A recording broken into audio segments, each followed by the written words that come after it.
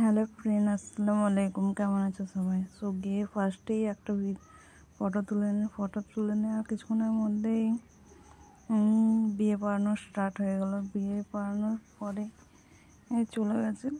দেখো সবাই মিলে ওইখানেই দাঁড়িয়ে রয়েছি যতক্ষণ না বিয়ে পড়ানো হয়েছে। বিয়ে আস্তে আস্তে সব লোকজন এসে দাঁড়াচ্ছে বিয়ে পড়ানোর সময়, যেহেতু ছোটো বড় কম বেশি সবাই রয়েছে।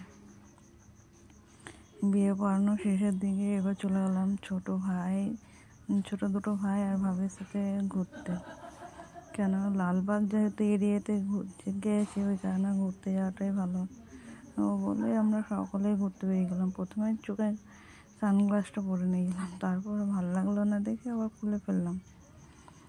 আস্তে আস্তে চলে যাচ্ছি লালবাগ যে ওয়াটার পার্কটা আছে ওই দিকেই। হ্যাঁ, ওয়াটার পার্কের ভেতরের দিকেই যাচ্ছি, পাঠান পাড়াটা পার করে। পাঠান পাড়ার আউটসাইডের দিকেই সকলে গেছিলাম বিয়ে বাড়ি খেতে। বিয়ে বাড়ি থেকে যাওয়ার সময় আমি ভাবলাম কটা ব্লগ করে নেওয়া যাক। এবার আস্তে আস্তে সোজা চলে যাচ্ছি ওয়াটার পার্কের দিকে।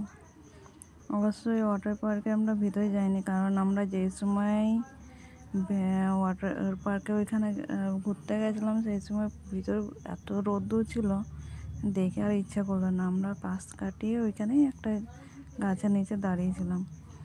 ওইখানে আমরা সকলে দাঁড়িয়ে আছি।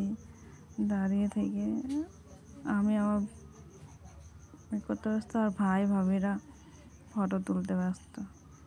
তারপর ওইখান থেকে বেরিয়ে সোজা চলে যাচ্ছে বিয়ে বাড়ি যাওয়ার সময় ভাই বললো ক্যামেরা তোর ভাবির একটা ভিডিও বানিয়ে দিত।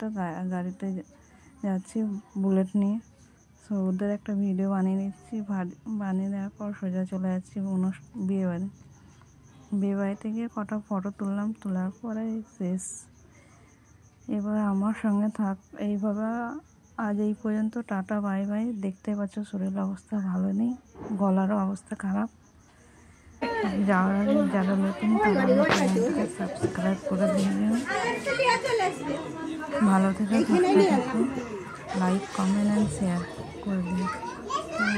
Tata bye bye. ভালো থেকো, সুস্থ থেকো, শীত পড়ছে, সাবধানে থেকো, বাই।